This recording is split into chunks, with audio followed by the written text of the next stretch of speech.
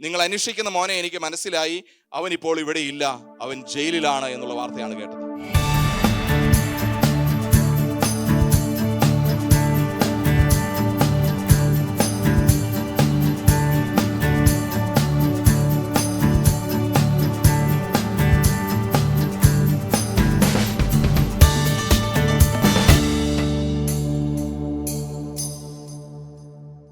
വേദപുസ്തക സമൂഹത്തെക്കുറിച്ച് ഏതാനും കാര്യങ്ങൾ ആമുഖമായിട്ട് പറഞ്ഞ് ദൈവത്തിൻ്റെ വചനത്തിലേക്ക് പ്രവേശിക്കുവാനായിട്ട് ആഗ്രഹിക്കുകയാണ്. സ്നേഹമുള്ള കൊച്ചു സാറ് നമ്മളെ ഓർപ്പിച്ചുവല്ലോ, Bible society, United Bible society എന്നുള്ള തലക്കെട്ടിൽ 1804 മാർച്ച് മാസം 7-ാം തീയതിയാണ് ആരംഭം കുറിക്കുവാനായിട്ടിടയായി തീർന്നത്. തോമസ് കോശി സാറ് എന്നോട് ഓർപ്പിച്ചു മേരി ജോൺസിനെ കുറിച്ച് ഒരു വാക്ക് പറയണമെന്ന്. അതുകൊണ്ട് ഒരുപക്ഷെ നിങ്ങൾ കേട്ടിട്ടുണ്ടായിരിക്കും, വളരെ ചുരുക്കമായിട്ട് ബൈബിൾ സൊസൈറ്റി ലോകത്തിൽ തന്നെ ആരംഭം കുറിക്കുവാനായിട്ട് ഇടയായി തീർന്നത് വെയിൽസിലെ ഒരു പിഞ്ചു ബാലികയായിട്ടുള്ള മേരി ജോൺസ് എന്ന് പറയുന്ന ഒരു കുഞ്ഞാണ്. അവളുടെ ഒരു ചരിത്രം നമ്മൾ പരിശോധിക്കുമ്പോൾ ദീർഘമായിട്ട് പറഞ്ഞാൽ 25 മിനിറ്റോളം അവളുടെ ബയോഗ്രഫി പറയുവാനായിട്ട് എടുക്കും. ഞാൻ സംക്ഷിപ്തമായിട്ട് വളരെ ചുരുങ്ങിയ നിമിഷത്തിൽ അത് പറയുവാനായിട്ട് ആഗ്രഹിക്കുക. വെയിൽസിലെ ഒരു സാധാരണ കുടുംബത്തിൽ പിതാവായുള്ള ജേക്കബ്, മാതാവായുള്ള മോളിക്ക് ഉണ്ടായ ഒരു കുഞ്ഞു പൈതൽ. അവളുടെ ബാല്യകാലം നോക്കുമ്പോൾ വളരെ ഒരു നെയ്ത്തുകാരൻ്റെ കുടുംബമായിരുന്നു, സാമ്പത്തികമായിട്ട് വളരെ പരാധീനതകളുള്ള ഒരു കുടുംബം. അങ്ങനെ അവൾ ജനിച്ചു വളർന്ന സാഹചര്യത്തിൽ അവരുടെ ഒരു പ്രത്യേകത, വെയിൽസിലെ ഗ്രാമത്തിൽ അവർക്ക് ആർക്കും സ്വന്തമായിട്ടൊരു ബൈബിള് ഇല്ല. ആകെ മൊത്തം ഒരു ബൈബിള് ഉള്ളത്, അവർക്കൊരു ദൈവാലയമുണ്ട്, അവിടെ ചെല്ലുമ്പോൾ അവിടെ ഒരു കോപ്പിയുണ്ട്, അത് വായിച്ചു കേൾക്കാവുന്നതും പ്രസംഗിച്ച് കേൾക്കുന്നതും മാത്രമാണ് ദൈവോചനുമായുള്ള ഒരു ഇടപെടൽ എന്ന് കാണുവാനായിട്ട് കഴിയുന്നു. അങ്ങനെ മുൻപോട്ട് പോയ അവസരത്തിൽ നമ്മുടെ കുഞ്ഞുങ്ങൾക്കൊക്കെ ചെറുപ്പത്തിലേ തന്നെ വായിക്കാനും പഠിക്കാനും സ്കൂളിൽ പോകാനും ഒക്കെയുള്ള അവസരങ്ങളുണ്ട്. നഴ്സറി ക്ലാസ് മുതൽ അന്ന് ഈ 9ാമത്തെ വയസ്സ് ആകുന്ന വരെ വായിക്കാനോ പഠിക്കാനോ സ്കൂൾ ഫെസിലിറ്റി ഒന്നുമില്ല. അവളുടെ 9ാമത്തെ വയസ്സിൽ ഒരു ഏകാധ്യാപക സ്കൂൾ അവിടെ തുടങ്ങി അവൾ വായന പഠിച്ചു. അങ്ങനെ പഠിച്ചപ്പോൾ ഈ കുഞ്ഞു കുട്ടിക്ക് ഉണ്ടായിരുന്ന വലിയൊരു ഒരു കഴിവ്, ഒരു കൃപയെന്ന് പറയുന്ന എല്ലാ ആഴ്ചയും മുടങ്ങാതെ ദൈവാലയത്തിലെ പേരൻസിൻ്റെ കൂടെ പോകുമായിരുന്നു. അങ്ങനെ വചനവുമായിട്ട് വളരെ അടുത്ത് അവൾ ഇടപഴകുവാനായിട്ട് ഇടയായപ്പോൾ എനിക്ക് സ്വന്തമായിട്ട് ഒരു ദൈവത്തിൻ്റെ വചനം, ബൈബിള് വേണം എന്നുള്ള ആഗ്രഹമുണ്ടായി. അവിടെ ഒരു ബൈബിള് വേറെ ആർക്കും ആ ഗ്രാമത്തിലില്ല, വെയിൽസിൻ്റെ ഭാഷയിൽ. അതിനെ ഓർത്തുകൊണ്ട് അവൾ പ്രാർത്ഥിച്ചു. അത് വലിയ മുതൽ മുടക്കുള്ള ഒരു കാര്യമാണ്, പൈസ ഉണ്ടെങ്കിൽ തന്നെ ലഭ്യതയില്ല. 1800 കാലഘട്ടത്തെക്കുറിച്ചാണ് ഞാൻ പറയുന്നത്. അങ്ങനെ അവൾ ചരിത്രം പറയുന്നത് 9ാമത്തെ വയസ്സ് മുതൽ 6 വർഷക്കാലം അവൾ പഠനത്തോടൊപ്പം 3 ഫർലോങ് നടന്നു വേണം അവൾക്ക് സ്കൂളിൽ പോകാനായിട്ട്. പള്ളി തന്നെ, പള്ളിക്കൂടം, മറ്റ് ബിൽഡിംഗ് ഒന്നുമില്ല.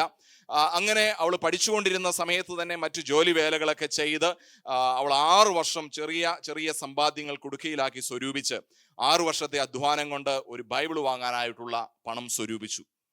പിന്നീട് ഒരു ബൈബിളിനെ കുറിച്ച് അവൾ അന്വേഷിച്ചു. അവളുടെ ഗ്രാമത്തിൽ നിന്ന് 40 കിലോമീറ്റർ അകലെ ബാല എന്നുള്ള ഗ്രാമത്തിൽ റവറൻഡ് തോമസ് ചാൾസ് എന്ന് പറയുന്ന ഒരു പുരോഹിതനുണ്ട്.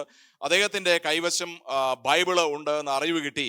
ഈ പെൺകുട്ടി മാതാപിതാക്കളുടെ പെർമിഷനോടുകൂടി 40 കിലോമീറ്റർ നടന്ന് അനേക ദിനരാത്രങ്ങൾ അനേക സ്ഥലങ്ങളിൽ അന്തിയുറങ്ങി ഈ പെൺകുട്ടി തോമസ് ചാൾസിൻ്റെ അടുക്കൽ എത്തി. അവളുടെ പൈസ കൊടുത്ത് അവൾ ആ ഒരു സ്വന്തമായിട്ടൊരു ബൈബിള് സ്വന്തമാക്കിക്കൊണ്ട് വെയിൽസിലെ ഭാഷയിൽ ആദ്യമായിട്ടൊരു ബൈബിളുമായിട്ട് എത്തുന്ന പെൺകുട്ടിയായിട്ട് മേരി ജോൺസ് മാറി. ചുരുക്കി ഒത്തിരി കാര്യങ്ങൾ അതിൻ്റെ പിന്നിലുണ്ട്. അവൾ എങ്ങനെയാണ് പണം ഉണ്ടാക്കിയെന്നൊക്കെയുള്ള കാര്യങ്ങളുണ്ട്. അത് ഞാൻ പറയാൻ ആഗ്രഹിക്കുന്നില്ല. യൂട്യൂബിലൊക്കെ മേരി ജോൺസിൻ്റെ സ്റ്റോറി അടിച്ചു നോക്കിയാൽ നിങ്ങൾക്ക് കേൾക്കാൻ പറ്റും. സ്നേഹമുള്ള തോമസ് കോശി സാറിൻ്റെ കൈവശം മേരി ജോൺസിൻ്റെ ഒരു കാർഡ് ഉണ്ട്. അതിനെക്കുറിച്ച് ഞാൻ പറയുന്നതാണ്. അതിലും ഈ കുട്ടിയുടെ ചരിത്രവും വീഡിയോയും ഒക്കെ സ്കാൻ ചെയ്താൽ നമുക്ക് കാണാൻ പറ്റും. നിങ്ങൾക്ക് കൂടുതൽ പഠിക്കാനായിട്ടുള്ള അവസരം ഉണ്ട്. എന്നാൽ അത് അവിടെ അങ്ങനെ ഒരു സംഭവമായിട്ട് അത് തീരുന്നില്ല. റവറൻഡ് തോമസ് ചാൾസ് എന്ന് പറയുന്ന പുരോഹിതൻ 1804 300-ൽ പരം ആളുകളും സഭാപിതാക്കന്മാരും നേതാക്കന്മാരും കൂടിയ ഒരു സദസ്സിൽ ഈ പെൺകുട്ടിയുടെ ചരിത്രം പങ്കുവച്ചു. അപ്പോൾ അവിടെ ഇരുന്ന ആളുകൾ ഒരുമിച്ച് എടുത്ത ഒരു തീരുമാനം, ഉടൻ തന്നെ വെയിൽസിൻ്റെ ഭാഷയിലേക്ക് 10,000 ബൈബിള് പ്രിന്റ് ചെയ്യണം. അങ്ങനെ ചർച്ചകൾ ഇങ്ങനെ സജീവമായപ്പോൾ അവിടെ ഇന്ന് ഒരു പിതാവ് ഇപ്രകാരം പറഞ്ഞു, if it is for Wales, why not for the whole world? വെയിൽസിലേക്ക് 10,000 ബൈബിൾ പ്രിന്റ് ചെയ്യാൻ പറ്റുമെങ്കിൽ ഈ ലോകത്തിന് മുഴുവൻ ബൈബിൾ കൊടുക്കുന്ന ഒരു പ്രസ്ഥാനത്തെക്കുറിച്ച് എന്തുകൊണ്ട് ചിന്തിച്ചുകൂടാ എന്ന് ചിന്തിച്ചതിൻ്റെ ഫലമായിട്ട് 1804 മാർച്ച് മാസം 7-ാം തീയതി British and foreign Bible society എന്നുള്ള തലക്കെട്ടിൽ ഈ ലോകത്തിൽ ബൈബിൾ സൊസൈറ്റി സമാരംഭം കുറിക്കുവാനായിട്ട് ഇടയായി തീർന്നു. പ്രിയപ്പെട്ടവരെ, ഞാൻ കണക്കുകളിലേക്ക് വരാനായിട്ട് ആഗ്രഹിക്കുക. അന്ന് ബൈബിൾ സൊസൈറ്റി രൂപം കൊണ്ടപ്പം ഇന്ന് ഈ ലോകത്തിൽ നമ്മൾ നോക്കിയാൽ 2021 ലാംഗ്വേജ് സർവേ അനുസരിച്ച് 7396 ലാംഗ്വേജസ് ഉണ്ടെന്നാണ് പറയുന്നത്. അതിൽ അന്ന് ബൈബിൾ സൊസൈറ്റി രൂപം കൊണ്ടപ്പോൾ 70 ഭാഷകളിലേക്ക് മാത്രമാണ് ദൈവത്തിൻ്റെ വചനം ട്രാൻസ്ലേഷൻ പൂർത്തീകരിച്ചിട്ടുണ്ടായിരുന്നത്. എന്നാൽ ഇന്ന് 220 വർഷം നമ്മൾ ഒരുമിച്ച് പിന്നിടുന്ന അവസരത്തിൽ 70-ൽ നിന്ന് 3666 ഭാഷകളിലേക്ക് ദൈവത്തിൻ്റെ വചനം ട്രാൻസ്ലേറ്റ് ചെയ്ത് അവരുടെ ഹൃദയഭാഷയിൽ എത്തിച്ചു കൊടുക്കാനായിട്ട് നമുക്ക് ഇടയായി തീർന്നു. അതൊരു നിസ്സാര കാര്യമല്ല, ഇതൊരു വലിയ സുവിശേഷ പ്രവർത്തനമാണ് പ്രിയമുള്ളവരെ. അതുകൊണ്ട് ആ ഒരു വലിയ സുവിശേഷ വേലയുടെ കണ്ണികളായിട്ടാണ് നമ്മൾ ഒരുമിച്ചായിരിക്കുന്നത്. കഴിഞ്ഞ വർഷം നമ്മൾ 3589 ആയിരുന്നു. ഓരോ വർഷവും പുരോഗമിച്ചുകൊണ്ടിരിക്കുക ട്രാൻസ്ലേഷൻ വർക്കുകൾ. പിന്നീട് നമ്മൾ നോക്കിക്കഴിഞ്ഞാൽ ഇന്ത്യയുടെ മണ്ണിലേക്ക് കടന്നു വന്നു കഴിഞ്ഞാൽ ബൈബിൾ സൊസൈറ്റി ഓഫ് ഇന്ത്യ തുടക്കം കുറിക്കുവാനായിട്ട് ഇടയായത് 1811 ഫെബ്രുവരി മാസം 21 കൽക്കട്ടയിൽ രൂപം കൊണ്ട് അത് സെൻട്രൽ ഓഫീസായിട്ട് പ്രവർത്തിച്ചിരുന്നു, ബാംഗ്ലൂർ ഓഫീസായിട്ട് പ്രവർത്തിക്കുക. 17 ഓക്സിലറി ആയിട്ട് ഇന്ത്യയുടെ മണ്ണിൽ ബൈബിൾ സൊസൈറ്റി ഓഫ് ഇന്ത്യ പ്രവർത്തിച്ചുകൊണ്ട് ഇരിക്കുന്നു. എല്ലാവർക്കും ദൈവത്തിൻ്റെ വചനം എന്നുള്ള മോട്ടോയിൽ അധിഷ്ഠിതമാകും. സാർ ഓർപ്പിച്ചു 1600-ൽ പരം ലാംഗ്വേജ്, കൃത്യമായി പറഞ്ഞാൽ 1672 ലാംഗ്വേജസ് ഇന്ത്യയിലുണ്ട് എന്നാണ് നമുക്ക് കണക്കാക്കപ്പെടുന്നത്. അതിൽ 179 ഭാഷയിലേക്ക് ദൈവത്തിൻ്റെ വചനം ട്രാൻസ്ലേറ്റ് ചെയ്ത് അവരുടെ ഹൃദയഭാഷയിൽ എത്തിച്ചു കൊടുക്കാനായിട്ട് ഇന്ത്യയിൽ നമുക്ക് ഇടയായിട്ട് തീർന്നു. ഇപ്പോൾ 117 ഭാഷകളിൽ ലൈവായിട്ട് ട്രാൻസ്ലേഷൻ ഷില്ലോങ്ങിലുള്ള ട്രാൻസ്ലേഷൻ സെൻറ്ററിൽ നടന്നുകൊണ്ടിരിക്കുകയാണ്. ഈ ശുശ്രൂഷ ഓർത്തുകൊണ്ട് നിങ്ങളെല്ലാവരും പ്രാർത്ഥിക്കണമേ. സാർ ഓർപ്പിച്ചതുപോലെ 2036 ആകുമ്പോൾ 225 ഭാഷകളിലേക്ക് എങ്കിലും ദൈവത്തിൻ്റെ വചനം ട്രാൻസ്ലേറ്റ് ചെയ്യണം എന്നുള്ള ഒരു ദൗത്യത്തിലാണ് നമ്മൾ ഒരുമിച്ച് മുന്നേറുന്നത്. പ്രത്യേകിച്ച് ഈ ശുശ്രൂഷ ഓർത്തുകൊണ്ട് നിങ്ങളെല്ലാവരും പ്രാർത്ഥിക്കണം. ഇതുകൂടാതെ അനേക ദൗത്യങ്ങൾ ബൈബിൾ സൊസൈറ്റി ആയിട്ട് നമ്മൾ ഒരുമിച്ച് ചെയ്യുന്നുണ്ട്. അതിൽ കൃത്യമായിട്ട് പറഞ്ഞാൽ 5 ശുശ്രൂഷകളാണ് ബൈബിൾ സൊസൈറ്റികൾ. ഒന്ന്, ട്രാൻസ്ലേഷൻ, കർത്താവിൻ്റെ മാറ്റമില്ലാത്ത വചനം, എബ്രായ, ഗ്രീക്ക്, അരാമ്യ ഭാഷകളിൽ എഴുതപ്പെട്ട ദൈവവചനം മൂലഭാഷയിലെ അർത്ഥം ഒട്ടും ചോർന്നു പോകാതെ അവന് മനസ്സിലാകാവുന്ന ഭാഷയിൽ അല്ലെങ്കിൽ അവൻ്റെ ഹൃദയഭാഷയിൽ ട്രാൻസ്ലേറ്റ് ചെയ്ത് അവന് താങ്ങാവുന്ന വിലയ്ക്ക് ആകർഷകമായ രീതിയിൽ എത്തിച്ചു കൊടുക്കുക. ഇതാണ് ബൈബിൾ സൊസൈറ്റിയുടെ മോട്ടോ എന്ന് പറയുന്നത്. അഫോർഡബിൾ ആൻഡ് ആക്സസിബിൾ ആ ഒരു രീതിയിൽ ബൈബിൾ കൊടുക്കുക എന്നുള്ളതാണ്. ആ ദൗത്യം നമ്മൾ അനേക വർഷങ്ങളായിട്ട് 220ഓളം വർഷങ്ങളായിട്ട് ചെയ്തു വരുന്നു. ഇതിനു വേണ്ടിയിട്ടാണ് നമ്മൾ ഒരുമിച്ച് പ്രയത്നിക്കുന്നത്, ഒരുമിച്ച് നിലനിൽക്കുന്നത്. നമ്മൾ പലപ്പോഴും കേട്ടിട്ടുണ്ട്, ഈ ലോകത്തിലേക്കും വെച്ച് ഏറ്റവും വലിയ സുവിശേഷകൻ the printed word of God ആണ്. ഈ ലോകത്തിലേക്കും വെച്ച് ഏറ്റവും വലിയ സുവിശേഷ വേല ഏതാണെന്ന് ചോദിച്ചാൽ ഈ വചനം ഇല്ലാത്ത ഒരാൾക്ക് കൊടുക്കാൻ പറ്റിയാൽ അതാണ് ഏറ്റവും വലിയ സുവിശേഷ വേല. അതുകൊണ്ട് വേദപുസ്തക സമൂഹത്തിന് വേണ്ടി പ്രാർത്ഥിക്കുമ്പം അതിനുവേണ്ടി ചെറുതും വലുതുമായ സംഭാവനകൾ നൽകുമ്പോൾ അറിയാതെ ഈ ദൈവത്തിൻ്റെ വചനം ബൈബിൾ ഇല്ലാത്ത ഒരാൾക്ക് എത്തിച്ചേരുമ്പോഴുള്ള സന്തോഷത്തിൽ നമ്മളും പങ്കുകാരാകുക. രണ്ടാമത്തെ ദൗത്യത്തിലേക്ക് പോകുമ്പം അത് പ്രിന്റിങ് ആൻഡ് ഡിസ്ട്രിബ്യൂഷനാണ്. 2ഉം 3ഉം ദൗത്യങ്ങൾ. ഇന്ന് കേരള ഓക്സിലറിയെ സംബന്ധിച്ചിടത്തോളം മലയാള ഭാഷയിൽ നോക്കിക്കഴിഞ്ഞാൽ 100-ൽ പരം വെറൈറ്റീസിൽ നമുക്ക് ബൈബിളുണ്ട്. എത്ര പേർക്ക് അത് അറിയാമെന്ന് അറിയുകയില്ല. പല വെറൈറ്റീസിൽ മുതിർന്നവർക്ക്, കുഞ്ഞുങ്ങൾക്ക്, യുവജനങ്ങൾക്ക്, സ്ത്രീകൾക്ക്, അങ്ങനെ പല വെറൈറ്റീസിലുള്ള ബൈബിളുകൾ മലയാള ഭാഷയിൽ നമുക്കുണ്ട്. എന്നാൽ ഇതുവരെയും തൻ്റെ ഹൃദയഭാഷയിൽ ഒരു ബൈബിൾ പോലും ഇല്ലാത്ത അനേക ആയിരങ്ങൾ നമ്മുടെ ഈ ലോകത്തിലും നമ്മുടെ രാജ്യത്തുമായിട്ടുണ്ട്. അവർക്ക് ബൈബിൾ എത്തുന്നതിൽ നമുക്കും വലിയൊരു പങ്കാളിത്തമുണ്ട്. ഇങ്ങനെയാണ് സുവിശേഷം സകലരിലേക്കും എത്തുന്നത്, കർത്താവിൻ്റെ വചനം, കർത്താവിൻ്റെ കൽപ്പന നിറവേറുന്നത്. അതുകൊണ്ട് ഈ ശുശ്രൂഷ ഓർത്തുകൊണ്ട് പ്രാർത്ഥിക്കാം. പ്രിന്റ് ചെയ്ത് കഴിഞ്ഞാൽ അത് ഡിസ്ട്രിബ്യൂട്ട് ചെയ്യുക. പ്രിന്റിങ്ങിനെ കുറിച്ച് പറയുമ്പോൾ അനേക വെറൈറ്റീസിനെ കുറിച്ച് ഞാൻ പറഞ്ഞു. സാറ് പറയാനോ എന്ന് എന്നോട് പറഞ്ഞു. മലയാള ഭാഷയിൽ തന്നെ 3 വേർഷൻസ് ഓഫ് ബൈബിൾ സൊസൈറ്റിക്ക് ഉണ്ട്. ഒന്ന് നമ്മൾ OV വേർഷൻ, ഓൾഡ് വേർഷൻ, നമ്മുടെ എല്ലാവരുടെയും കയ്യിലിരിക്കുന്ന പ്രതിയാണ്. അത് നമുക്ക് ഉണ്ട്. രണ്ടാമത് റീ എഡിറ്റഡ് എന്ന് പറഞ്ഞ ഒരു ബൈബിൾ ഉണ്ട്. കഴിഞ്ഞ പ്രാവശ്യം ബ്രാഞ്ച് ഒഫീഷ്യൽസിൻ്റെ റിട്രീറ്റ് നടന്നപ്പം അവർക്ക് നമ്മൾ കൊടുത്ത ഒരു ബൈബിളാണ് റീ എഡിറ്റഡ് ബൈബിൾ. നമ്മുടെ സെയിം ലാംഗ്വേജ് തന്നെ, അതിന് ഹെഡിങ് എല്ലാം കൊടുത്ത് അല്പം കൂടി മനുഷ്യർക്ക് അപ്പീലിംഗ് ആയുള്ള രീതിയിൽ ഇടക്കിയിരിക്കുന്ന ബൈബിളാണ്. മൂന്നാമത് ഒരു വേർഷൻ നമുക്ക് ഉള്ളത് കണ്ടംപററി ലാംഗ്വേജ് എന്നുള്ളതാണ്. ആധുനിക വിവർത്തനം എന്ന് പറയും. ന്യൂ കൺവേർട്സ് ഒക്കെ ആയിട്ട് വരുന്ന ആളുകൾക്ക് ഭാഷയിൽ അല്പം ഭാഷാശുദ്ധിയൊക്കെ വരുത്തി അവർക്ക് മനസ്സിലാകുന്ന രീതിയിൽ ക്രമീകരിച്ചിരിക്കുന്ന, സാധാരണ നമ്മൾ പള്ളികളിലൊക്കെ അത് ഉപയോഗിക്കാറില്ല, എന്നാൽ പുതിയ കൺവേർട്സിനും നമുക്ക് തന്നെ ഒരു സെക്കൻഡ് റെഫറൻസ് ആയിട്ടുമൊക്കെ ഉപയോഗിക്കാൻ പറ്റുന്ന ബൈബിളാണ് ആധുനിക വിവർത്തനം. അങ്ങനെ 3 വേർഷൻസ് ഓഫ് ബൈബിൾസ് നമുക്ക് ഉണ്ട്. ഇതിൻ്റെ ഡിസ്ട്രിബ്യൂഷനെ കുറിച്ച് പറഞ്ഞു വരുമ്പോൾ ഈ നാളുകളിലെ ഒരു പ്രോഗ്രസ് പറയുവാനായിട്ട് ഞാൻ ആഗ്രഹിക്കുക. കഴിഞ്ഞ 3 വർഷത്തിന് മുമ്പിലുള്ള ചരിത്രം പരിശോധിക്കുമ്പോൾ ബൈബിൾ ഡിസ്ട്രിബ്യൂഷനിൽ ബ്രസീൽ, USA, നൈജീരിയ, ഇന്ത്യ എന്നുള്ളതായിരുന്നു ബൈബിൾ ഡിസ്ട്രിബ്യൂഷൻ്റെ കണക്ക് എന്ന് നമുക്ക് കാണുവാനായിട്ട് സാധിക്കുന്നുണ്ട്. അതിന് ശേഷം നമ്മൾ നോക്കിക്കഴിഞ്ഞാൽ ബ്രസീൽ, USA, ഇന്ത്യ, നൈജീരിയ എന്നുള്ളതായിരുന്നു ബൈബിൾ ഡിസ്ട്രിബ്യൂഷൻ്റെ വേൾഡ് ഗ്രാഫ് നമ്മൾ നോക്കുമ്പോൾ. ഈ കഴിഞ്ഞ വർഷം നമുക്ക് നോക്കിക്കഴിഞ്ഞാൽ നമുക്ക് അഭിമാനിക്കാനായിട്ട് നമ്മളെല്ലാവരും ബൈബിൾ ഡിസ്ട്രിബ്യൂട്ടറാണ്. ബൈബിൾ സൊസൈറ്റി മാത്രമല്ല, സഭകൾ മാത്രമല്ല, ഓരോ വ്യക്തിയും ബൈബിൾ ഡിസ്ട്രിബ്യൂട്ടേഴ്സാണ്. അങ്ങനെ നോക്കുമ്പോൾ ഇന്ത്യയിലെ കണക്ക് നോക്കുമ്പോൾ ബ്രസീൽ 3.21 മില്യൺസ് ബൈബിളാണ് 2023 വർഷത്തിൽ അവർ വിതരണം ചെയ്തത്. അതിൻ്റെ കാരണം പറഞ്ഞത് യങ്സ്റ്റേഴ്സ് ആയിട്ടുള്ള അനേക ആളുകൾ ഈ നാളുകളിൽ അവിടെ ദൈവത്തിൻ്റെ വചനം വായിക്കാൻ തുടങ്ങി, വാങ്ങിക്കാൻ തുടങ്ങി എന്നാണ് അതിൻ്റെ ഒരു കാരണം പറയുന്നത്. അത് കഴിഞ്ഞാൽ നമ്മുടെ ഇന്ത്യ മഹാരാജ്യം ഈ ലോകത്തിൽ തന്നെ ബൈബിൾ വിതരണത്തിൽ 2ാം സ്ഥാനത്തിലേക്ക് എത്തിച്ചേരുവാനായിട്ട് ഇടയായി തീർന്നു. അതൊരു ചെറിയ കാര്യമല്ല പ്രിയമുള്ളവർ. 2.69 മില്യൺ ബൈബിളാണ് ഇന്ത്യ വിതരണം ചെയ്യുവാനായിട്ടിടയായി. അതിൽ നമ്മളെല്ലാവരും ഭാഗവാക്കാണ്. അനേക ചലഞ്ചസ് ഉള്ളപ്പോഴും നമുക്കതിന് സാധ്യമായി. മൂന്നാമത്തെ ഒരു കാര്യം കൂടെ പറഞ്ഞ് ഞാൻ ആ ഭാഗം വിടുകയാണ്. മൂന്നാമത് എത്തിയത് നൈജീരിയനെയും USA-നെയും ഒക്കെ പിന്നിലാക്കിക്കൊണ്ട് ചൈന എന്ന് പറയുന്ന മഹാരാജ്യം, വേദപുസ്തകത്തിന് ഒത്തിരി വെല്ലുവിളികൾ നേരിട്ടുകൊണ്ടിരിക്കുന്ന രാജ്യം, 1.95 മില്യൺ ആണ് ബൈബിളാണ് ഡിസ്ട്രിബ്യൂട്ട് ചെയ്യാൻ സാധിച്ചത്.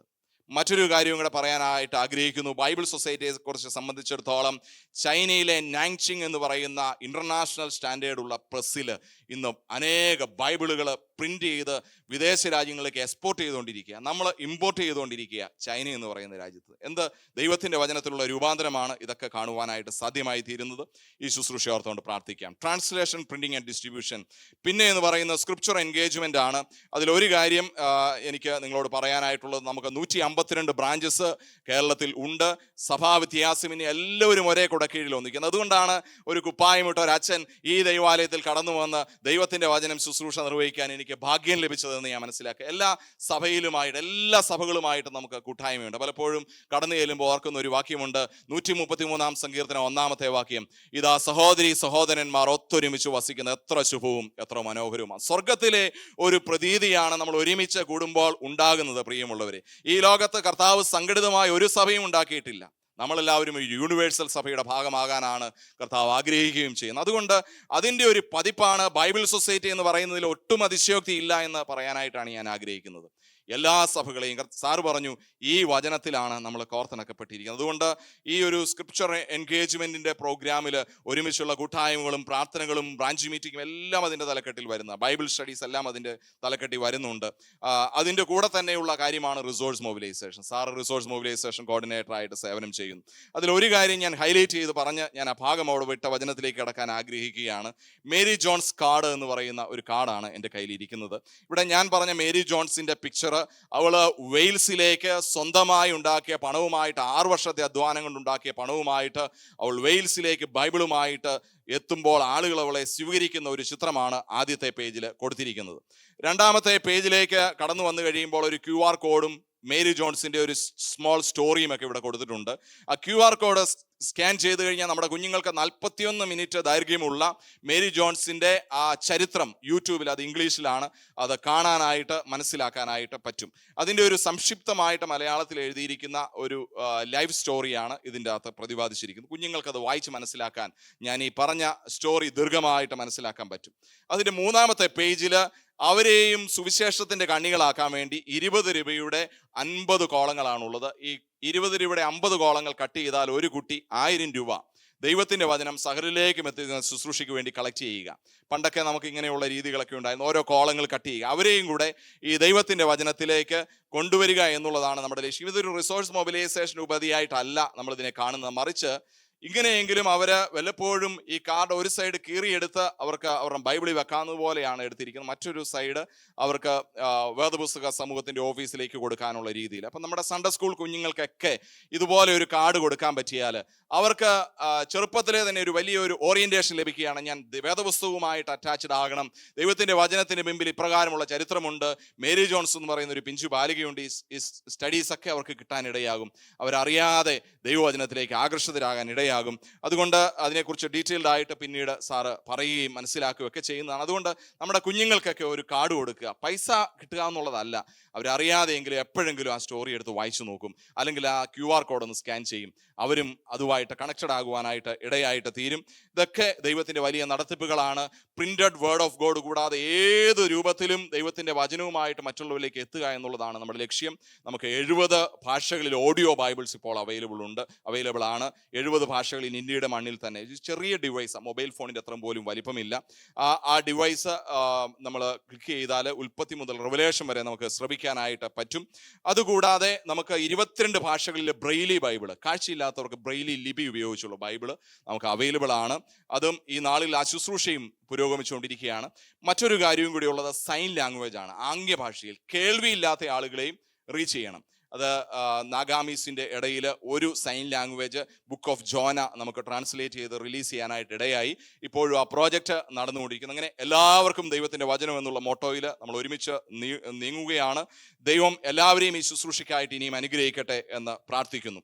ഞാൻ ഇതുവരെയും നിങ്ങൾ നൽകിയ എല്ലാ പിന്തുണയ്ക്കും നന്ദിയും കടപ്പാടും അറിയിച്ചുകൊണ്ട് വചനത്തിലേക്ക് പ്രവേശിക്കുവാനായിട്ട് ആഗ്രഹിക്കുന്നു. ആവർത്തന പുസ്തകം 32-ാമത്തെ അധ്യായം 4-ാമത്തെ വാക്യം. അവിടെ ഇപ്രകാരം നമ്മൾ വായിച്ചു. അതിൻ്റെ ആദ്യ ഭാഗം ഞാൻ വായിക്കട്ടെ. അവൻ പാറ, അവന്റെ പ്രവൃത്തി അത്യുത്തമം. ആവർത്തന പുസ്തകം 32-ാമത്തെ അധ്യായം നമ്മൾ പരിശോധിക്കുന്ന അവസരത്തിൽ ഇതൊരു പാട്ടായിട്ട് നമുക്കതിനെ മനസ്സിലാക്കുവാനായിട്ട് സാധിക്കുന്നു. മോശയുടെ ഒരു പാട്ടായിട്ടാണ് ഇതിനെ കാണാൻ സാധിക്കുന്നത്. വിശ്വാസ സത്യങ്ങൾ മനുഷ്യന്റെ മനസ്സിൽ ആഞ്ഞു പതിക്കുവാനായിട്ട് എല്ലാ കാലഘട്ടങ്ങളിലും പാട്ടുകൾക്ക് വലിയ സ്വാധീനമുണ്ട്. ഇവിടെ ഞാൻ വന്നപ്പോൾ പ്രൈസ് ആൻഡ് വർഷിപ്പ് സെഷൻ നടക്കുകയായിരുന്നു. നമ്മൾ ഒരുമിച്ച് ദൈവത്തെ പാടി ആരാധിക്കാനായിട്ട് ഇടയായിത്തീരുന്നു. ഉള്ളിൽ നിന്ന് പാടുന്ന പാട്ടുകൾക്ക് ഹൃദയത്തെ രൂപാന്തരപ്പെടുത്തുവാനായിട്ട് ഇടയായിട്ട് തീരും. ഇവിടെ മോശ ഈ പാട്ടിൻ്റെ വചനങ്ങൾ ഇസ്രായേൽ മക്കളെ ചൊല്ലി പഠിപ്പിക്കുന്നതായിട്ട് നമുക്ക് മനസ്സിലാക്കുവാനായിട്ട് കഴിയുന്നുണ്ട്. എന്നാൽ ഇത് മുൻപോട്ട് പോകുന്ന അവസരത്തിൽ മോശയെക്കുറിച്ച് പഠിക്കുമ്പോൾ അദ്ദേഹം ഒരു ലീഡറുമോ ഒരു പ്രീച്ചറോ മാത്രമല്ല, ഒരു സോങ് റൈറ്ററും കൂടി ആയിരുന്നു എന്നൊക്കെ നമുക്ക് അദ്ദേഹത്തെക്കുറിച്ച് പഠിക്കുവാനായിട്ട് കഴിയുന്നുണ്ട്. 31:19 ഞാൻ ജസ്റ്റ് വായിക്കാം. ആവർത്തനം 31:19. ആകയാൽ ഈ പാട്ട് എഴുതി ഇസ്രായേൽ മക്കളെ പഠിപ്പിക്കുക. ഇസ്രായേൽ മക്കളുടെ നേരെ ഈ പാട്ട് എനിക്ക് സാക്ഷ്യമായിരിക്കേണ്ടതിന് അതവർക്ക് വായ്പാഠമാക്കി കൊടുക്കുക എന്നാണ് അവിടെ രേഖപ്പെടുത്തിയിരിക്കുന്നത്. It has to be memorised by every single person എന്നാണ് നമുക്ക് മനസ്സിലാക്കാനായിട്ട് സാധിക്കുന്നത്. അവർക്കത് വായ്പാഠമാക്കി കൊടുക്കുവാനായിട്ട് മോശയിലൂടെ ദൈവം നൽകുന്ന ഒരു വലിയ ദൈവത്തിൻ്റെ വചനമായിട്ട് നമുക്കിതിനെ കാണുവാനായിട്ട് സാധിക്കുന്നു. എന്തുകൊണ്ടാണ് അതിൻ്റെ 21-ാമത്തെ വാക്യം വായിക്കാൻ ആഗ്രഹിക്കുന്നില്ല? ഇത് മനഃപ്പാഠമാക്കേണ്ടതിൽ അല്ലെങ്കിൽ വായ്പാഠമാക്കേണ്ടതിൻ്റെ ആവശ്യകത എന്ന് പറയുന്നത്, അനർത്ഥങ്ങൾ വരുമ്പോൾ, ടെംപ്റ്റേഷൻസ് വരുമ്പോൾ, പ്രലോഭനങ്ങൾ വരുമ്പോൾ ഈ ദൈവത്തിൻ്റെ വചനം അവരെ അതിൽ നിന്നൊക്കെയും വിട്ടുനിൽക്കുവാനായിട്ട് അവർക്ക് ഇടയാക്കി തീർക്കുമെന്നാണ് അവിടെ രേഖപ്പെടുത്തി. അനേക അനർത്ഥങ്ങളും കഷ്ടതകളും അവർക്ക് ഭവിക്കുമ്പോൾ അവരുടെ സന്തതിയുടെ വായിൽ നിന്ന് മറന്നു പോകാതെ ഈ പാട്ട് അവരുടെ നേരെ സാക്ഷ്യം പറയും എന്ന് രേഖപ്പെടുത്തിയിരിക്കുന്നു. പ്രിയമുള്ളവരെ, ഇന്നും അനർത്ഥത്തിലും കഷ്ടതയിലും നമ്മുടെ ശരണം എന്ന് പറയുന്നത് ദൈവത്തിൻ്റെ മാറ്റമില്ലാത്ത വചനം തന്നെയാണ് എന്ന് കാണുവാനായിട്ട് സാധിക്കുന്നു. അതുകൊണ്ട് ഇത് നമ്മുടെ ജീവിതത്തിൽ, അനുദിനം ജീവിതത്തിൽ അനുഗ്രഹമായിട്ട് നിലനിൽക്കാൻ വേണ്ടി അത് വായ്പാഠമാക്കി തീർക്കേണ്ടത് വളരെയധികം ആവശ്യമാണ്. പണ്ട് കാലഘട്ടങ്ങളിലൊക്കെ മനഃപ്പാഠം വാക്യങ്ങൾ പഠിക്കുകയും സങ്കീർത്തനങ്ങൾ പഠിക്കുകയൊക്കെ ചെയ്യുന്ന രീതികളുണ്ടായി. ഇന്നൊക്കെ മൊബൈലിലും ലാപ്ടോപ്പിലും ഐപാഡിലുമൊക്കെ ഇതൊക്കെ വന്നിരിക്കുന്നത് കൊണ്ട് അങ്ങനെയുള്ള ശീലങ്ങളൊക്കെ കുറഞ്ഞുപോയി എന്ന് കാണാൻ കഴിയുന്നു. എന്നാൽ ഇതൊക്കെ നമുക്കുണ്ടെങ്കിലും ബൈബിൾ സൊസൈറ്റിക്കും YouVersion ആപ്പും ഒക്കെ ഉണ്ട്. 80ഓളം ഭാഷകളിൽ ഡിജിറ്റൽ ബൈബിൾസ് ഒക്കെ നമുക്കുണ്ട്. എന്നാലും നമുക്ക് അതൊരിക്കലും പ്രിന്റഡ് ബൈബിളുമായിട്ട് സബ്സ്റ്റിറ്റ്യൂട്ട് ചെയ്യാൻ പാടില്ല. നമുക്ക് എല്ലാവർക്കും ഒരു പ്രിന്റഡ് വേദപുസ്തകം ഉണ്ട് എന്ന് ഉറപ്പുവരുത്തുവാനായിട്ട് ഇടയായി തീരണം. ഇവിടെ മുൻപോട്ട് നോക്കുന്ന അവസരത്തിൽ ഇവിടെ മോശ പറയുന്ന ഈ പാട്ടിൻ്റെ പ്രത്യേകതകൾ നമുക്ക് ഒരുമിച്ചൊന്ന് മനസ്സിലാക്കുവാനായിട്ട് ആഗ്രഹിക്കുക. അതിൻ്റെ 1-ാമത്തെ വാക്യത്തിൽ പറയുന്നുണ്ട്, ആകാശമേ ചെവി തരിക, ഞാൻ സംസാരിക്കും, ഭൂമി എൻ്റെ വായിൻ വാക്കുകളെ കേൾക്കട്ടെ എന്ന് അവിടെ രേഖപ്പെടുത്തിയിരിക്കുന്നു. First he is calling his people to listen God's word. ദൈവത്തിൻ്റെ വചനം കേൾക്കുവാൻ വേണ്ടിയിട്ട് മോശ തൻ്റെ ജനത്തെ ദൈവത്തിൻ്റെ കൽപ്പന ഏറ്റെടുത്തുകൊണ്ട് അവരെ ആഹ്വാനം ചെയ്യുന്നതായിട്ട് നമുക്ക് കാണുവാനായിട്ട് സാധിക്കുകയാണ്. എന്താണ് ദൈവവചനത്തിൻ്റെ പ്രത്യേകത? ഒരിക്കൽ ഒരു സംഭവ കഥ ഇപ്രകാരം ഞാൻ കേൾക്കുവാനായിട്ട് ഇടയായി തീർന്നു. വിദേശികളുടെ ഒരു സംഘം ആളുകൾ ഇന്ത്യ മഹാരാജ്യം സന്ദർശിക്കുക. അനേക വർഷങ്ങൾക്ക് മുമ്പ് നടന്ന ഒരു സംഭവ ചരിത്രം. അവര് ഈ വില്ലേജുകളൊക്കെ സഞ്ചരിച്ച അവസരത്തിൽ അനേക ആളുകൾക്ക് സഹായങ്ങളൊക്കെ നൽകി ഇങ്ങനെ മുൻപോട്ട് പോവുകയാണ്. അങ്ങനെയുള്ള അവസരത്തിൽ 2 കാലിലും എഴുന്നേറ്റ് നടക്കാൻ പറ്റാത്ത ഒരു കുട്ടിയെ അവർ കാണാനായിട്ട് ഇടയായി. അവന് വലിയൊരു ലക്ഷങ്ങൾ മുടക്കിയ ഒരു ഓപ്പറേഷന് വേണ്ടി വന്നു അവൻ എഴുന്നേറ്റ് നടക്കാൻ. ചുരുക്കി പറഞ്ഞാൽ അതിനുള്ള സമ്പത്തെല്ലാം അവർ കൊടുത്തിട്ട് അവർ തിരിച്ചുപോയി. 15 വർഷത്തിന് ശേഷം ഇതേ സംഘവും കുറച്ച് പുതിയ ആളുകളും ഒക്കെ ആയിട്ട് വീണ്ടും ഇന്ത്യ മഹാരാജ്യം സന്ദർശിച്ചപ്പോൾ ഈ വില്ലേജ് ഒന്ന് സന്ദർശിക്കാമെന്ന് മനസ്സിലാക്കി. അവിടെ നമ്മളൊരു കുഞ്ഞിന് ഒരു ഓപ്പറേഷനൊക്കെ നടത്തിയല്ലോ, അവനിപ്പോൾ ഒരു യുവാവായി കാണും, ഒന്ന് കണ്ടു കളയാമെന്ന് വിചാരിച്ചു. അങ്ങനെ ആ വില്ലേജിലേക്ക് ചെന്നു, ഈ കുഞ്ഞിനെ കുറിച്ച് അന്വേഷിച്ചു. കുഞ്ഞിനെ കുറിച്ച് അന്വേഷിച്ചു കഴിഞ്ഞപ്പോൾ അവിടെയുള്ള ഒരു പിതാവ് പറഞ്ഞു, നിങ്ങൾ അന്വേഷിക്കുന്ന മോനെ എനിക്ക് മനസ്സിലായി, അവൻ ഇപ്പോൾ ഇവിടെ ഇല്ല, അവൻ ജയിലിലാണ് എന്നുള്ള വാർത്തയാണ് കേട്ടത്. അതവർക്ക് വളരെ വലിയ ഷോക്കിംഗ് ആയിട്ട് മാറി. അപ്പോഴത്തേക്കും ആ ടീമിലുള്ള മറ്റൊരു ആള്, അതിൻ്റെ ലീഡർ മറ്റൊരു ചോദ്യം ചോദിച്ചു, എന്തു പറ്റി? ഒരു നല്ല കുഞ്ഞായിരുന്നല്ലോ, നല്ലൊരു കുടുംബമായിരുന്നല്ലോ, അവൻ എന്താണ് ജയിലിലായി പോകാനായിട്ടുള്ള കാരണം? അവിടെയുള്ള ഏറ്റവും സീനിയർ ആയിട്ടുള്ള അന്ന് ഈ ടീം വന്ന അവസരത്തിൽ ഉണ്ടായിരുന്ന ഒരു പിതാവ് ഇപ്രകാരം ഒരു സ്റ്റേറ്റ്മെന്റ് പറഞ്ഞു. അതവർക്ക് ഇരുട്ടത്ത് അടിയേറ്റതുപോലെയുള്ള ഒരു വലിയ പ്രഹരമായിട്ട് തീർന്നു. അതൊരു ചിന്തിപ്പിക്കുന്നതാക്കി എന്നാണ് പറയുന്നത്.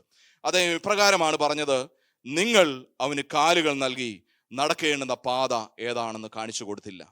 നിങ്ങൾ അവന് കാലുകൾ നൽകി നടക്കേണ്ടുന്ന പാത ഏതാണെന്ന് കാണിച്ചു കൊടുത്തില്ല. ഇന്ന് ദൈവത്തിന്റെ വചനം നമ്മുടെ ഇളം തലമുറയിലേക്ക് കൊടുക്കാതെ വേറെ എന്തെല്ലാം ഇൻവെസ്റ്റ്മെന്റുകൾ നമ്മൾ ചെയ്യാനായിട്ട് ശ്രമിച്ചാലും, എത്ര ഉന്നതമായ വിദ്യാഭ്യാസം നമ്മൾ കൊടുക്കാനായിട്ട് ശ്രമിച്ചു എന്ന് പറഞ്ഞാലും, ഞായറാഴ്ചകളും ആരാധനകളും സൺഡേ ക്ലാസ്സുകളും ഒക്കെ മുടക്കിക്കൊണ്ട് ഉന്നതമായിട്ടുള്ള കോച്ചിങ് സെന്ററുകളിൽ നമ്മൾ വിടുവാനായിട്ട് ആഗ്രഹിച്ചാലും ആത്യന്തികമായുള്ള ഫലം വട്ടപൂജ്യമാകാൻ സാധ്യതയുണ്ട് പ്രിയമുള്ളവർ. അതുകൊണ്ട് ഫസ്റ്റ് പ്രിഫറൻസ് എന്ന് പറയുന്നത് നമ്മുടെ കുഞ്ഞുങ്ങൾക്ക് ദൈവത്തിന്റെ വചനം തന്നെയാകട്ടെ. അവിടെയാണ് ദൈവം അനുഗ്രഹിക്കുവാനായിട്ട് ഇടയായി തീർന്നത്.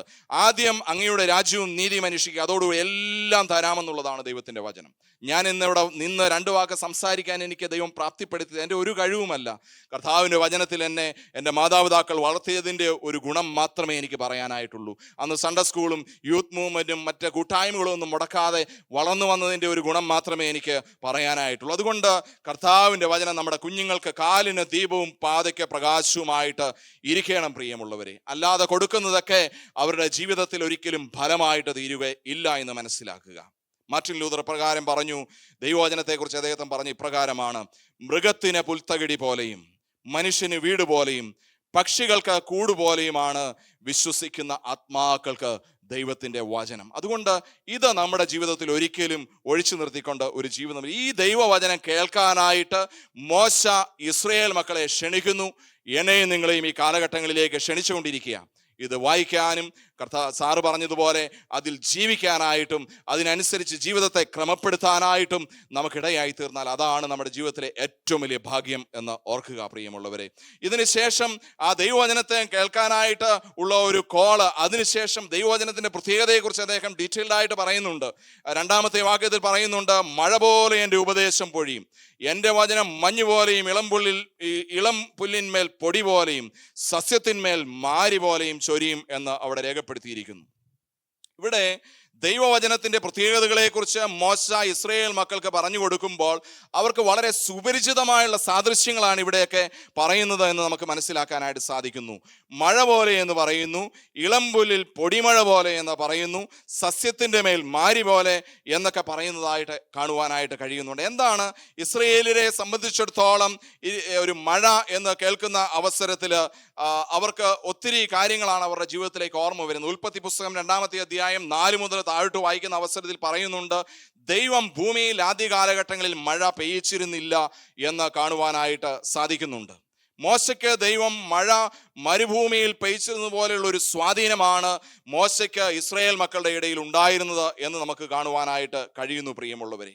മഴയുടെ പ്രത്യേകത, it is refreshing and renewing എന്ന് കാണുവാനായിട്ട് സാധിക്കുന്നു. പുതുജീവൻ പ്രദാനം ചെയ്യുവാനായിട്ട് മഴയ്ക്ക് സാധിക്കും. Hope in the hopelessness, light in the darkness, ഇതൊക്കെ നമുക്ക് ദൈവവചനവുമായിട്ട് കണക്ട് ചെയ്ത് മനസ്സിലാക്കുവാൻ പറ്റുന്ന ഒരു കാര്യമാണ്. Like of teaching in our life is like of rain in the land എന്ന് വേണമെങ്കിൽ പറയാം. ദൈവത്തിന്റെ വചനത്തിന്റെ പഠിപ്പീരും വായനയും നിലനിൽക്കലും ഇല്ല എങ്കിൽ മരുഭൂമിക്ക് തുല്യമായിട്ട് നമ്മുടെ ജീവിതങ്ങളെ തീരുവാനായിട്ട് ഇടയായി തീരും. മഴ, റെയിൻ വിൽ പ്രൊഡ്യൂസ് ലൈഫ്. മഴ എന്ന് പറയുന്നത് ഓൾവേസ് നമുക്ക് ജീവദായകമാണ്. സസ്യങ്ങൾ അത് പുഷ്ടിക്കുവാനായിട്ട് ഇടയായി തീരുന്നു, ഫലങ്ങൾ നൽകുവാനായിട്ട് ഇടയായി തീരുന്നു.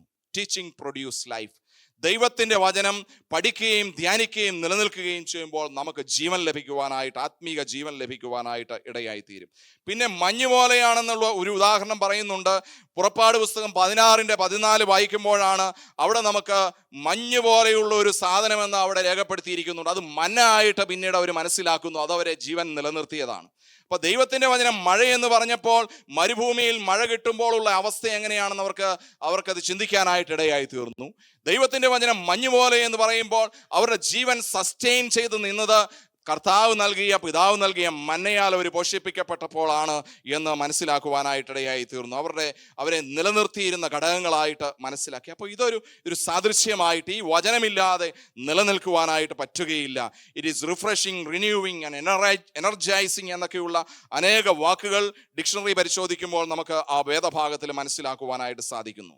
പിൽക്കാലത്ത് യെശയ്യാവ് പറഞ്ഞ ഒരു കാര്യം, അത് യെശയ്യാവിൻ്റെ പുസ്തകം 55-ാമത്തെ അധ്യായം വായിക്കുന്ന അവസരത്തിൽ നമുക്ക് മനസ്സിലാക്കാൻ സാധിക്കും. 55:10 പറയുന്നുണ്ട്, മഴയും ഹിമവും ആകാശത്തു നിന്ന് പെയ്യുകയും അവിടേക്ക് മടങ്ങി വരാതെ വിതപ്പാൻ വിത്തും തിന്മാൻ ആഹാരവും നൽകുവാൻ തക്കവണ്ണം ഭൂമിയെ നനച്ച് ഫലവത്താക്കി വിളയിക്കുന്നത് പോലെ എൻ്റെ വായിൽ നിന്ന് പുറപ്പെടുന്ന എൻ്റെ വചനമായിരിക്കും.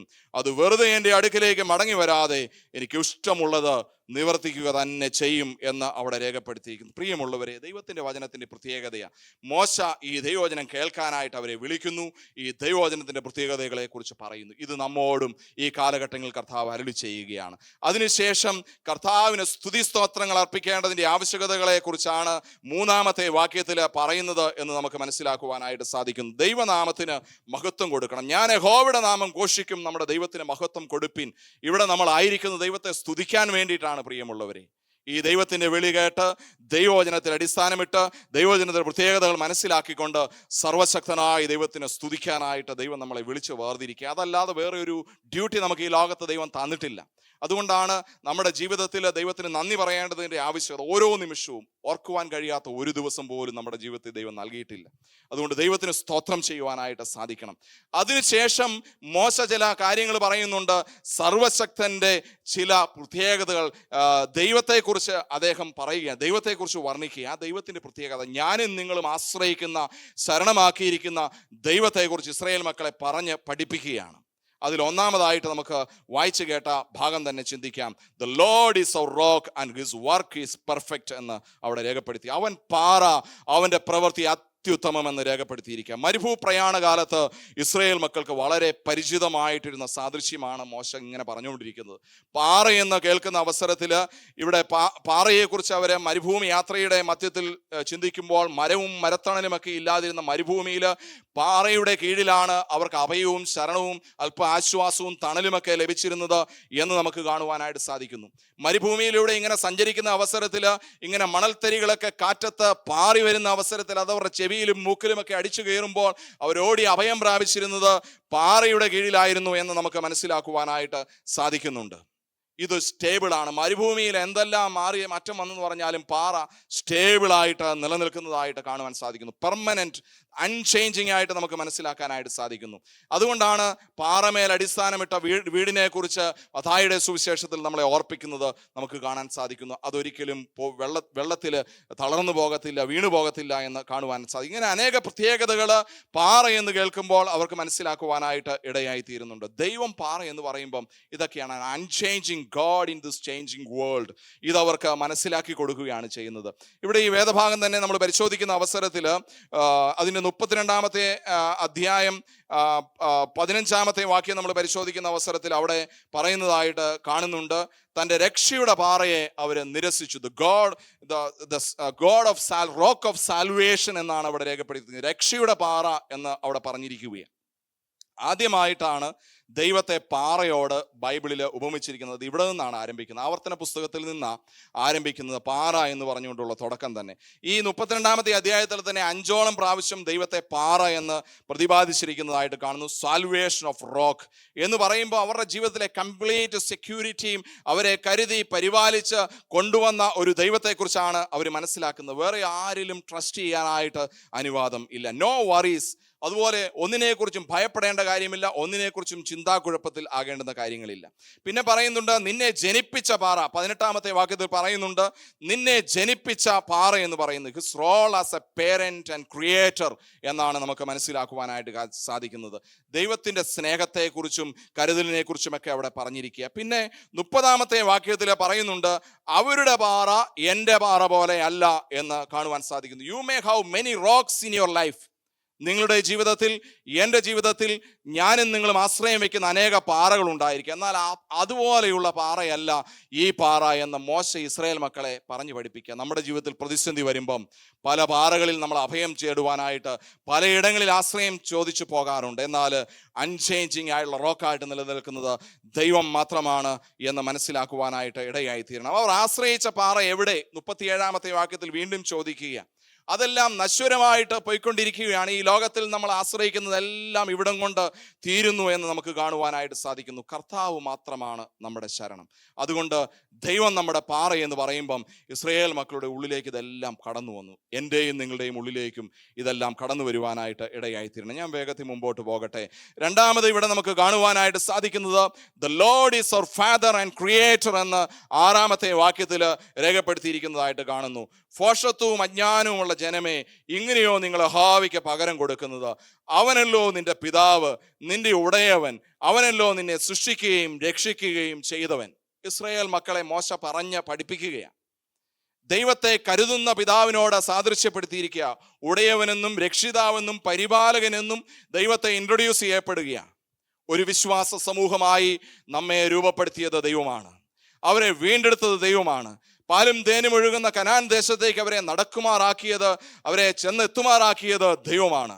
എൻ്റെയും നിങ്ങളുടെയും ജീവിതത്തിൽ നോക്കിയാൽ പ്രിയമുള്ളവരെ, ഈ ദൈവം നമ്മളെ ഇത്രത്തോളം നടത്തിയില്ലേ? പുറകോട്ട് തിരിഞ്ഞു നോക്കിയാൽ ഒട്ടനവധി ഒന്നുമില്ലായ്മയുടെയും പ്രതികൂലങ്ങളുടെയും പ്രയാസങ്ങളുടെയൊക്കെ നാളുകൾ നമ്മുടെ ജീവിതത്തിൽ ഉണ്ടായിട്ടുണ്ട്. എന്നാൽ കർത്താവ് പറയുന്നു നിങ്ങൾ എൻ്റെ സമ്പാദ്യമാണെന്നാണ് കർത്താവ് നമ്മളോട് പറയുന്നത്. പിന്നീട് പറയുന്നുണ്ട് ലേൺ ഫ്രം ദി എൽഡേഴ്സ്. പൂർവ്വ ദിവസങ്ങളെ ഓർക്കുക, മുൻതലമുറയുടെ സംവത്സരങ്ങളെ ചിന്തിക്കുക. നിന്റെ പിതാവിനോട് ചോദിക്കുക, അവൻ അറിയിച്ചു തരും. നിന്റെ വൃദ്ധന്മാരോട് ചോദിക്കുക, അവൻ പറഞ്ഞു തരും. പലപ്പോഴും പണ്ട് കാലഘട്ടങ്ങളിലൊക്കെ ചില കോൺഫറൻസുകൾക്കൊക്കെ ചില തീം ഇപ്രകാരം ഉണ്ടായിരുന്നു ഞാൻ ഓർക്കുന്നുണ്ട്. Come back to the Bible, come back to God എന്നൊക്കെയുള്ള ചിന്തകൾ ഞാൻ കേട്ടിട്ടുണ്ട്. കഴിഞ്ഞ ദിവസം ഞാനൊരു മെസ്സേജ് പ്രിപ്പയർ ചെയ്തപ്പം എൻ്റെ ഒരു ചിന്ത ഇപ്രകാരമായിരുന്നു: come back to our forefathers faith, come back to the word of God and come back, ultimately come back to God. നമ്മുടെ പൂർവികരുടെ വിശ്വാസത്തിലേക്ക് മടങ്ങി വരേണ്ടതിൻ്റെ ഒരു ആവശ്യകത ഈ കാലഘട്ടത്തിൽ ഉണ്ട് പ്രിയമുള്ളവരെ. അത് പലപ്പോഴും നഷ്ടമായിട്ട് നമ്മുടെ ഇളം തലമുറയ്ക്ക് പോയിട്ടുണ്ട്. അവരുടെ വിശ്വാസ ദർശനങ്ങൾ, അവരുടേതായുള്ള ചില ഡിസിപ്ലിൻസ് ഒക്കെ നഷ്ടപ്പെട്ടു പോയിട്ടുണ്ട്. അതിലേക്ക് ആദ്യം മടങ്ങി വരണം. അതോടുകൂടി തന്നെ ദൈവത്തിൻ്റെ വചനത്തിലേക്ക് മടങ്ങി വരണം. വചന വായനയും വചനത്തിൽ നിലനിൽക്കുന്നതുമൊക്കെ ഇന്ന് കുറഞ്ഞു പോയിട്ടുണ്ട്. വചനത്തിൽ പഠിക്കുവാനായിട്ട് ധ്യാനിക്കാനൊക്കെ സമയം നമുക്ക് കിട്ടാറില്ല. വചനത്തിലേക്ക് മടങ്ങി വരണം. അൾട്ടിമേറ്റ്ലി ദൈവത്തെങ്കിലേക്ക് മടങ്ങി വരണം. ഇതിന് സാധിക്കണമെങ്കിൽ നമ്മുടെ പൂർവികരിൽ നിന്ന് പഠിക്കാൻ, അവരുടെ വിശ്വാസത്തിൽ നിന്ന് പഠിക്കാനൊക്കെ ഇടയായിട്ട് തീരണം. ഈ ദൈവത്തെ ഒരു പിതാവിനോട്, സൃഷ്ടാവിനോട് തുല്യം ഇവിടെ കമ്പയർ ചെയ്തിരിക്കുന്ന അവസരത്തിൽ നമുക്ക് താഴോട്ട് നോക്കുമ്പോൾ കാണുവാനായിട്ട് സാധിക്കുന്നത് കണ്ണിൻ്റെ കൃഷ്ണമണി പോലെ നമ്മളെ കാക്കുന്ന ഒരു ദൈവം. മനുഷ്യ ശരീരത്തിലെ ഏറ്റവും ചെറിയ അവയവമാണ് കണ്ണ് എന്ന് നമുക്കറിയാം. അറിയാതെയെങ്കിലും നഖമൊന്നുകൊണ്ടായാൽ വലിയ പ്രശ്നങ്ങളായി കണ്ണിന്. പക്ഷേ എത്ര സുരക്ഷിതമായിട്ടാണ് നമ്മുടെ കണ്ണിൻ്റെ കൃഷ്ണമണിയെ ദൈവം പരിപാലിച്ചിരിക്കുന്നത്. ആരെങ്കിലും നമ്മുടെ മുഖത്തിന് നേരെ ഒന്ന് വിരൽ ചൂണ്ടുവാൻ വന്നു കഴിഞ്ഞാൽ തന്നെ അപ്പോൾ തന്നെ നമ്മുടെ കൃഷ്ണമണി അടയുവാനായിട്ട്, നമ്മുടെ കൺപോളെ അടയുവാനായിട്ട് ഇടയായി ഓട്ടോമാറ്റിക്കലി സംഭവിക്കുന്ന കാര്യമാണ്. എത്ര അനുഗ്രഹമായിട്ടാണ് ദൈവം സൃഷ്ടിച്ചിരിക്കുന്നത്. അങ്ങനെയാണ് കർത്താവ് നമ്മളെ പരിപാലിച്ചിരിക്കുന്നത് പ്രിയമുള്ളവരെ. യെശയ്യാ പ്രവാചകന്റെ പുസ്തകത്തിൽ 40-ാം അധ്യായത്തിൽ 11-ാമത്തെ വാക്യത്തിൽ ശ്രേഷ്ഠ ഇടയനായിട്ടുള്ള പിതാവിനെ കുറിച്ച് പറയുന്നുണ്ട്. കുഞ്ഞാടുകളെ ഭുജത്തിൽ മാർവിടത്തിൽ ചേർത്ത് വഹിക്കുകയും തള്ളകളെ പതുക്കെ നടത്തുകയും ചെയ്യുന്ന ഓരോന്നിൻ്റെ ആവശ്യമറിഞ്ഞാണ് ദൈവം നടത്തിക്കൊണ്ടിരിക്കുന്നത്. സങ്കീർത്തനം 121 പറയുന്നുണ്ട് കർത്താവ് സഹായകനായിട്ട്, ഈ എൻ്റെ സഹായം എവിടെ നിന്ന് വരുമെന്ന് സങ്കീർത്തനക്കാരൻ ചോദിക്കുന്ന അവസരത്തിൽ ആകാശവും ഭൂമിയും ഉണ്ടാക്കിയ യഹോവയിൽ നിന്നാണ് നമ്മുടെ സഹായം വരുന്നത്. അവൻ നിങ്ങൾക്കായി കരുതുന്നതാകയാൽ നിങ്ങളുടെ സകല ചിന്താകുലവും അവൻ്റെ മേലിട്ടുകൊള്ളുവിൻ. അതുകൊണ്ട് പ്രിയമുള്ളവരെ, നമ്മുടെ പിതാവായിട്ട്, കരുതുന്ന പിതാവായിട്ട്, കണ്ണിൻ്റെ കൃഷ്ണമണി പോലെ നമ്മളെ കാക്കുന്ന ഒരു ദൈവമായിട്ട് കർത്താവ് നമ്മുടെ പ്രതിസന്ധിയിൽ കൂടെയുണ്ട് എന്നൊരിക്കലും മറന്നു പോകുവാനായിട്ട് പാടില്ല. ഒറ്റ കാര്യം കൂടെ പറഞ്ഞ് ഞാൻ പെട്ടെന്ന് അവസാനിപ്പിക്കുവാനായിട്ട് ആഗ്രഹിക്കുകയാണ് ചെയ്യുന്നത്.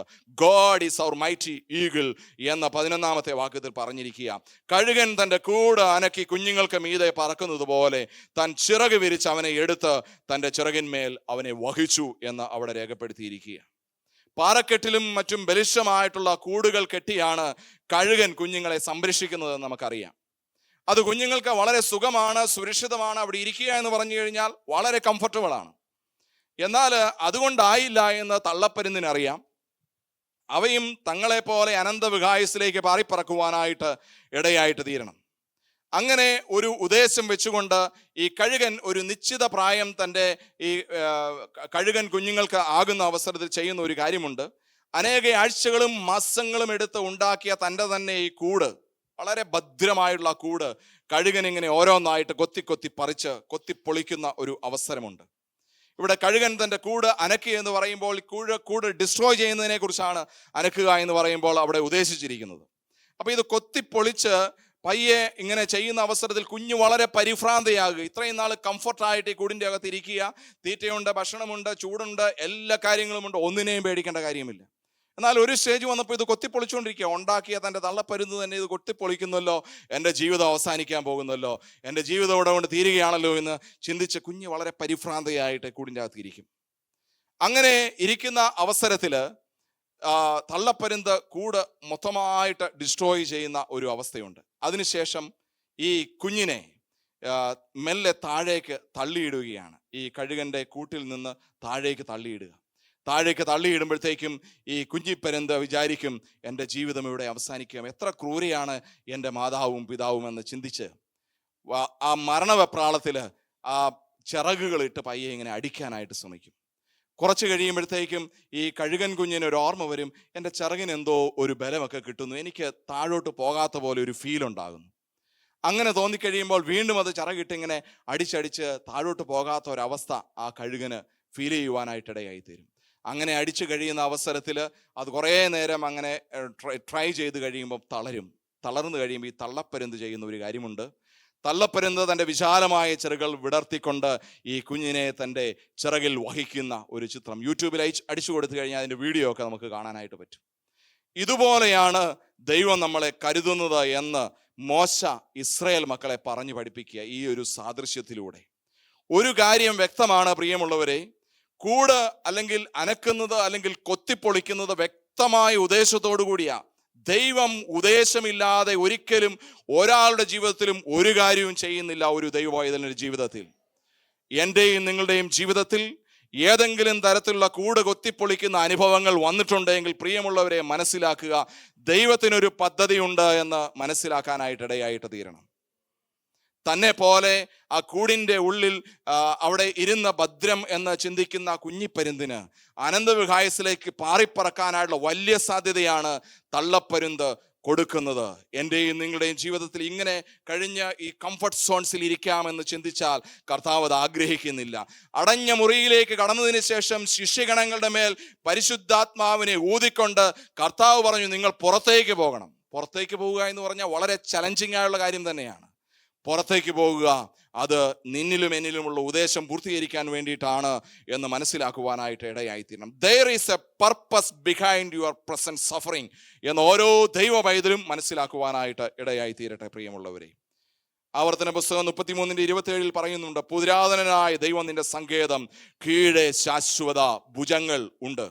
അതുകൊണ്ട് ഒരുപക്ഷെ നിങ്ങളുടെ പ്രിയപ്പെട്ടവരുടെ വേർപാട്, നിങ്ങളുടെ ജീവിതത്തിലെ ഒറ്റപ്പെടൽ, രോഗം, കടബാധ്യത, മക്കളെക്കുറിച്ചുള്ള ഭാവിയെക്കുറിച്ചുള്ള ചിന്താക്കുഴപ്പങ്ങൾ, ഇനി എങ്ങനെ ഒരു നിമിഷം എനിക്ക് മുന്നോട്ട് പോകാനായിട്ട് പറ്റുമെന്നുള്ള ഓർമ്മകൾ ഒക്കെ നമ്മളെ ഒരുപക്ഷെ പിന്നോട്ട് പിടിച്ച് വലിക്കുമ്പോൾ മനസ്സിലാക്കുക, പാട്ടുകാരൻ പറയുന്നത് പോലെ, ദോഷമായിട്ട് ഒന്നും എന്നോട് എൻ്റെ താതൻ ചെയ്യുന്നില്ല. മനസ്സിലാക്കുക പ്രിയമുള്ളവരെ, ദോഷമായിട്ടൊന്നും കർത്താവ് നമ്മളോട് ചെയ്യുവാനായിട്ട് ആഗ്രഹിക്കുന്നില്ല.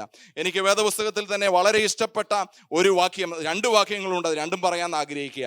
ഒന്ന് ഫിലിപ്പിയർക്ക് എഴുതിയ ലേഖനം 4-ാം അധ്യായം 18-19 വാക്യങ്ങളാണ്. എൻ്റെ ദൈവമോ നിങ്ങളുടെ ബുദ്ധിമുട്ടൊക്കെ മഹത്വത്തോടെ തൻ്റെ ധനത്തിനൊത്തവണ്ണം ക്രിസ്തുവേശുവിൽ പൂർണ്ണമായിട്ട് തീർത്തു തരും.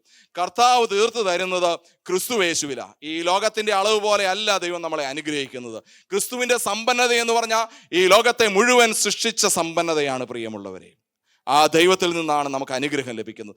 പിന്നെ എനിക്ക് ഇഷ്ടപ്പെട്ട ഒരു വാക്യം യിരെമ്യാ പ്രവാചകന്റെ പുസ്തകം 29-ാമത്തെ അധ്യായം 11-ാമത്തെ വാക്യമാണ്.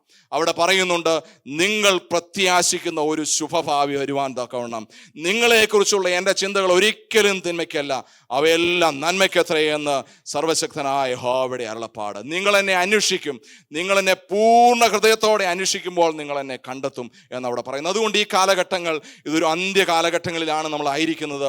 2 തിമോഥെയോസ് 3-ാം അധ്യായം 1 മുതൽ താഴോട്ട് വായിക്കുമ്പോൾ പറയുന്നു, അന്ത്യകാലത്ത് ദുർഘട സമയങ്ങൾ വരും, മനുഷ്യർ സ്വസ്നേഹികളും ദ്രവ്യാഗ്രഹികളും വമ്പ് പറയുന്നവരും അമ്മയപ്പന്മാരെ അനുസരിക്കാത്തവരും എന്ന് പറഞ്ഞ് ഒരു കൂട്ടം ലിസ്റ്റ് 9-ാമത്തെ വാക്യം വരെ പറയുക.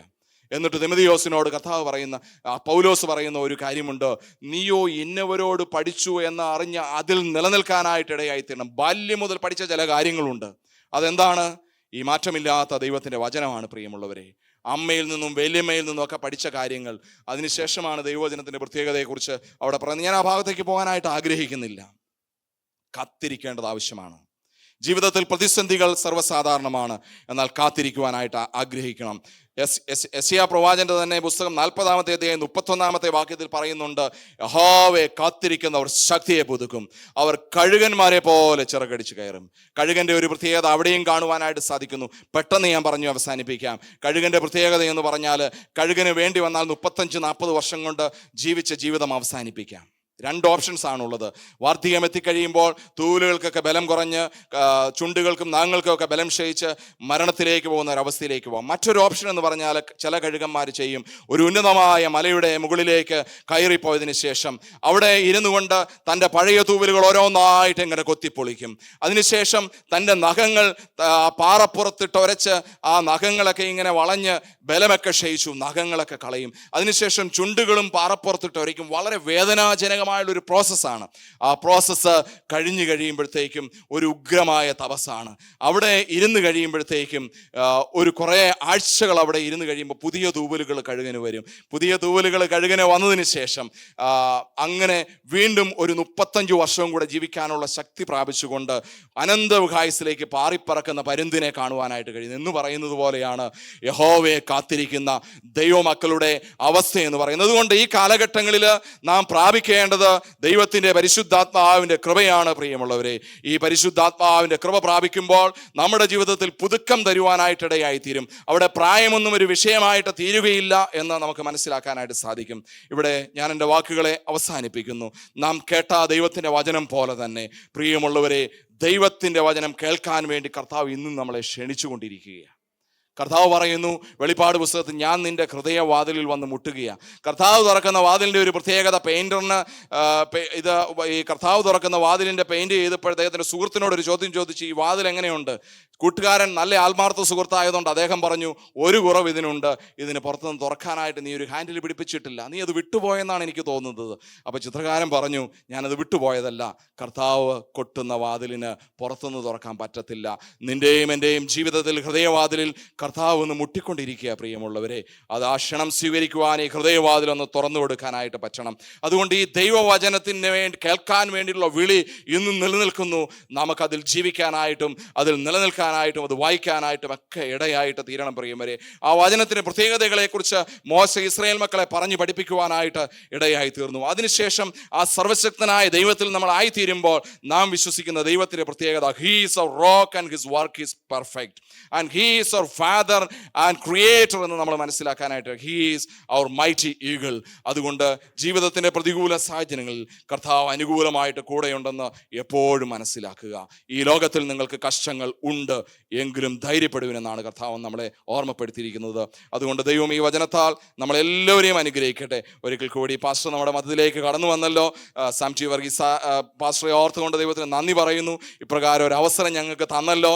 ഈ സഭ വളരെ അനുഗ്രഹമാണ്. പാസ്റ്ററിന്റെ വിപുലമായ ശുശ്രൂഷകളെ ഓർത്ത് ഞങ്ങൾ ദൈവത്തിന് നന്ദിയും സ്തുതിയും സ്തോത്രവും അർപ്പിക്കുന്നു. കൂടുതലായിട്ട് ദൈവദാസനെ ദൈവം വിവിധ ഇടങ്ങളിലും രാജ്യങ്ങളിലും ഒക്കെ പോയി ദൈവത്തിൻ്റെ വചനം പ്രഘോഷിക്കുന്നല്ലോ.